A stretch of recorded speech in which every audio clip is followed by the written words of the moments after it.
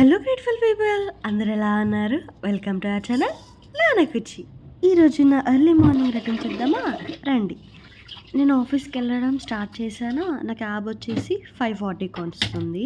5:40కి నేను క్యాబ్ ఎక్కాలంటే మేము 4 అయినా లేవాలి అని అనుకుంటా, కానీ 4కి ఏం లేవ్వను నేను. ఈ మధ్య కొంచెం బెటర్ అనమాట. కనీసం అట్లీస్ట్ 4:30కి అలా అయినా లేస్తున్నాను. లేకపోతే ఇంతకుముందు అయితే 5:30కి లేసిన రోజులు కూడా ఉన్నాయి. అసలు ఏంటో కదా, కాలేజ్లో సెమ్ ఎగ్జామ్స్ ఉన్నప్పుడే లేవన్నాను, ఇప్పుడు లేవాల్సి వస్తుంది, వేరే ఆప్షన్ లేదు.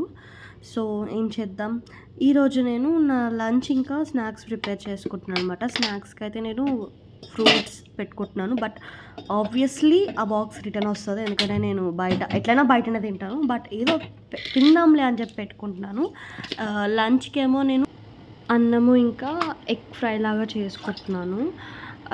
నా డే ఈరోజు నేను మెంతుల వాటర్తో స్టార్ట్ చేశాను. స్టార్టింగ్ అయితే అస్సలు తాగబుద్ధి కాలేదు, ఒక్క సిప్ కూడా తీసుకోలేకపోయాను. బట్ రాను రాను తాగుతున్నాను, బాగానే ఉంది. అండ్ ఈరోజు ఫస్ట్ టైం నేను మెంతులు తిన్నాను అనమాట, కానీ టేస్ట్ మాత్రం చాలా అస్సలు బాగాలేదు. కడుపులో తిప్పేసింది అసలు తినంగానే. నెక్స్ట్ కొన్ని డ్రై ఫ్రూట్స్ తిన్నాను.